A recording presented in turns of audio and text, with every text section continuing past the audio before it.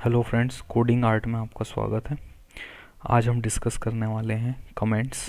और आज का एजेंडा जो है मेरा comments, links, images and fab icons है। तो हम इनको एक बाय एक देखते हैं कि इनमें कैसे वर्किंग करते हैं। तो सबसे पहले मैंने एक नई HTML फाइल बनाई है जिसे मैंने 4th नंबर दिया है। और उसके बाद में मैंने 3 JIF फाइल डाउनलोड करके रखी हैं जो मैं आपको दिखाऊंगा कि हम उसको कैसे, इस तरीके से, ये जो आप देख पा रहे हैं यहाँ पे 3 इमेजेस हैं। उसके बाद में यहाँ पे कंटेंट है, कंटेंट के बाद में एक आर्टिकल है, फिर कंटेंट है, फिर आर्टिकल है।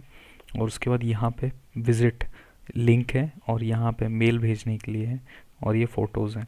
तो हम इजीली वे में किस तरीके से हम ये चीज़ें HTML में इनपुट करते हैं तो हमें ये आउटपुट मिलता है। तो ये देखते हैं हम। चलिए सबसे पहले कमेंट्स के बारे में बताना चाहूँगा। कमेंट्स का फंडा ऐसा होता है कि कमेंट्स को हमेशा सिस्टम जो है एग्जीक्यूशन अवॉइड करता है। तो कमेंट को केवल और केवल हम इंफॉर्मेशन के बेस पे राइट करते हैं। और जब हम ऐसा करते हैं तो सपोज करिए अभी यहाँ पे व्हाट इज़ लॉरम इप्सम लिखा हुआ है। आप ये देख सकते हैं, मैंने पोर्ट चालू किया हुआ है तो इस पोर्ट पे चल रहा है ये 5500 पे कमेंट्स। ओके, यहाँ से फिर से शुरू करते हैं। ये मैं गया, ये डायरेक्टरी है। हमारी फ़ाइल जो थी वो कमेंट्स की थी। मैंने फ़ाइल को ओपन किया तो यहाँ पे लिखा है व्हाट इज़ लॉरम इप्सम।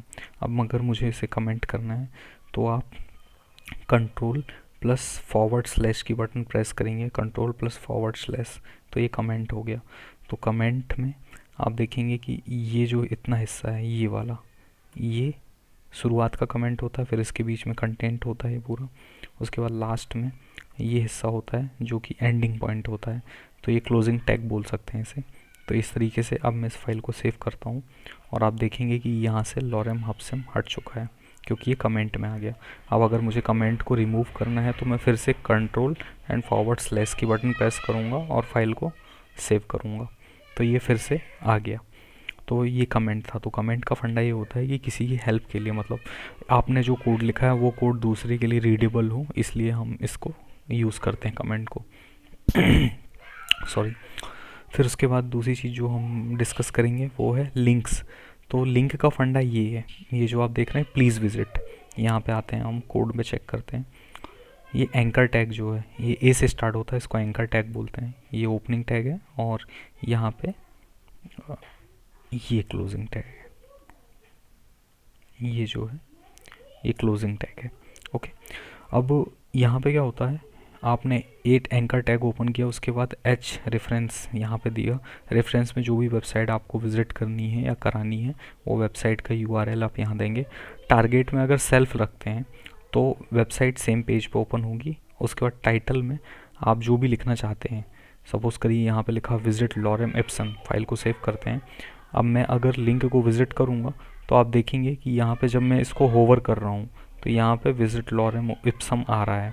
अगर मैं इसे चेंज कर दूँगा, इन केस अगर मैं इसे चेंज करता हूँ और मैं इसे केवल लॉरम इप्सम कर देता हूँ, तो लॉरम इप्सम करने के बाद में अब हम फिर से जाते हैं और होवर करते हैं तो आप देखेंगे कि ये लॉरम इप्सम केवल लिखा दिख रहा है।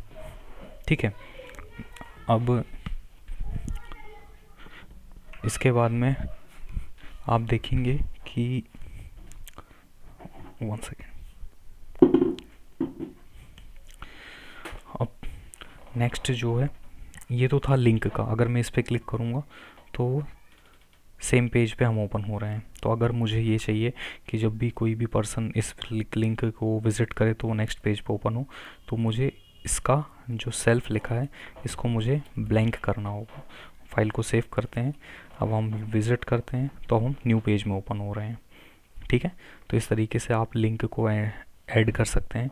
फिर नेक्स्ट मेल के लिए होता है। इन केस किसी को मेल भेजना हो तो वहाँ पे आप डायरेक्ट मेल टू कर दे सकते हैं, या जो भी चाहें वो लिख सकते हैं। तो आपको एंकर टैग रखना है, H रेफरेंस में आपको मेल टू लिखना है, फिर उसके बाद में उसकी ईमेल आईडी लिखना है जिसमें मेल भेजना है, और सेंड मेल, वो फिर जो भी आप चाहें ABC कुछ भी लिख सकते हैं। और इस तरीके से इसको क्लोज़ कर देंगे टैग को। तो यहाँ पे जो ये नेक्स्ट होगा सेंड मेल होगा, ये डायरेक्ट आपका आउटलुक सिस्टम में जो आउटलुक होगा माइक्रोसॉफ्ट ऑफिस का वो ओपन होगा और वहाँ से मेल सेंड हो जाएगा। फिर नेक्स्ट में अब हमें देखना है कि इमेजेस को हम कैसे करते हैं। सबसे पहले ये इमेज है, ये मेरे सेम फोल्डर पे इमेज रखी है। ये सिस्टम के किसी भी फोल्डर पे इमेज रखी रह सकती है। तो सबसे पहले आपको एक इमेज नाम का img नाम का ओपन टैग होता है।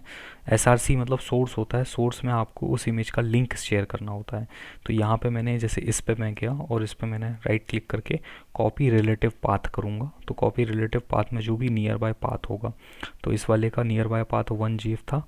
ऑल्ट में हम इमेज के लिए एक वर्डिंग देते हैं कि वो उसमें हमें क्या शो हो। तो यहाँ मैंने इमेज 1 लिखा है। फाइल को सेव करते इस तरीके 1 2 3 करके मैंने तीनों फाइलें ऐड कर ली जो यहाँ पे थी।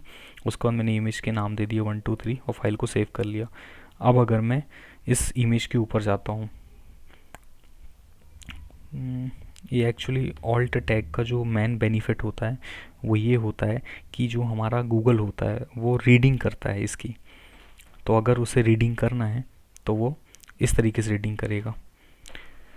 तो इसलिए हम ऑल्ट में हमेशा वो कंटेंट रखते हैं जो एसईओ बेस्ड होते हैं, मतलब सर्च इंजन ऑप्टिमाइजेशन के लिए जो भी बेस्ट नेम होता है वो नेम हम रखते हैं। तो इस तरीके से अगर आपको इमेज में नाम देना है तो ALT के टैग के ALT जो इसका एट्रीब्यूट है उसके अंदर आप लिख सकते हैं। हम यहाँ पे स्टाइलिंग भी कर सकते हैं, अगर चाहें तो आप स्टाइलिंग में विड्थ को 80% कर सकते हैं, 80%, और इसको सेव करते हैं और देखते हैं क्या होता है रिज़ल्ट। आप देखेंगे विड्थ जो है बड़ी होकर 80% हो गई है। ये मतलब ये इमेज बहुत बड़ी हो गई है। तो यहाँ से आप कुछ भी कोई भी कर सकते हैं। फ्लोट कराना चाहें फ्लोट लेफ़्ट कर सकते हैं। अभी ये राइट लेफ़्ट में फ्लोट हो रही है, इसे मैं राइट फ्लोट करता हूँ। सेव करते हैं। ये देखिए इमेज जो है राइट में आ गई है। तो इस तरीके से हम इमेज की भी स्टाइलिंग कर सकते हैं और इमेज को ऐड कर सकते हैं। फिर समझाते हैं। फॉर्मेट डॉक्यूमेंट में गए, फाइल को सेव किया। आपको 3 चीज़ें और बताना चाहूँगा जो ये डिज़ाइन आप देख रहे हैं। सबसे पहला तो ये जो यहाँ पे आइकन्स दिख रहे हैं, ये आइकन्स के लिए मैंने एक एक्सटेंशन यूज़ किया है। फाइल आइकन थीम में आप जाएंगे और आप देखेंगे मटेरियल आइकन थीम। अगर आप यहाँ पे एक्सटेंशन में जाएंगे तो ये मैंने इंस्टॉल करके रखा है मटेरियल आइकन थीम। उसके बाद दूसरा जो डार्क, ये जो मेरा सिस्टम पे डार्क थीम दिख रहा है, इस डार्क थीम के दिखने का रीज़न ये है कि अगर आप यहाँ पर जाएंगे और कलर थीम में जाने के बाद आप इसको मोनोकाई डिम्ड कर देंगे तो डिम्ड करने के बाद में ये इस तरीके का शो होगा। ये था। अब चौथा चीज़ जो हम करना चाहते हैं, फैव आइकन। फैव आइकन का फंडा क्या होता है, सपोज़ करिएगा मैं गूगल ओपन करता हूँ तो आप देखेंगे गूगल का छोटा सा जो आइकन होता है इसको फैव आइकन बोलते हैं। तो यहाँ पे भी मैंने वेबसाइट पे इस वाली ये जो फ़ोटो दिख रही है इसको मैंने यहाँ लगा के रखा है। इसको लगाते कैसे हैं ये चेक कर लेते हैं। हमको सबसे पहले हेड के अंदर जाना है और हेड के अंदर लिंक नाम का टैग होगा।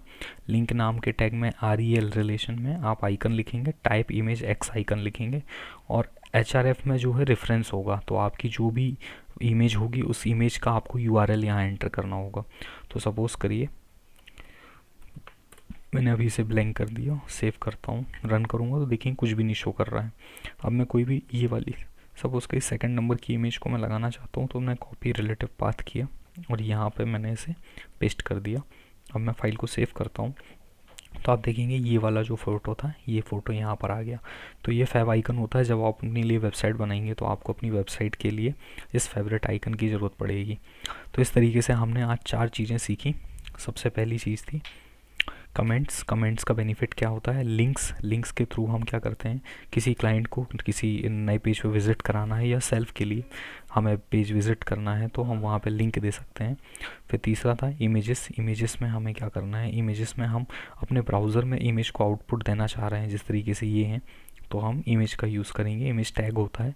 उसके बाद में हमारा जो चौथा था वो फैव आइकन था। फैव आइकन में हम अपनी वेबसाइट की शुरुआत में ही जो आइकन आपको शो होता है ये आइकन फैव आइकन के थ्रू आता है। तो ये हमने देखा। नेक्स्ट वीडियो में हम और भी इंटरेस्टिंग चीज़ें देखेंगे जैसे कि इसकी स्टाइलिंग कैसे करेंगे और बॉर्डर्स कैसे लाएंगे। वैसे बहुत सारी चीज़ें हैं, जैसे फ़ाइल को अपलोड करना हो तो ये HTML के क्या पैरामीटर्स होते हैं जिससे हम किसी फ़ाइल को अपलोड कर सकते हैं और बहुत सारी चीज़ें हैं। तो सभी चीज़ें सीखने के लिए चैनल को सब्सक्राइब करें, अपने दोस्तों के साथ शेयर करें। कहीं कोई डाउट आता है तो आप डेफिनेटली कमेंट सेक्शन में लिखें, मैं आपकी हेल्प करूँगा। And thank you so much.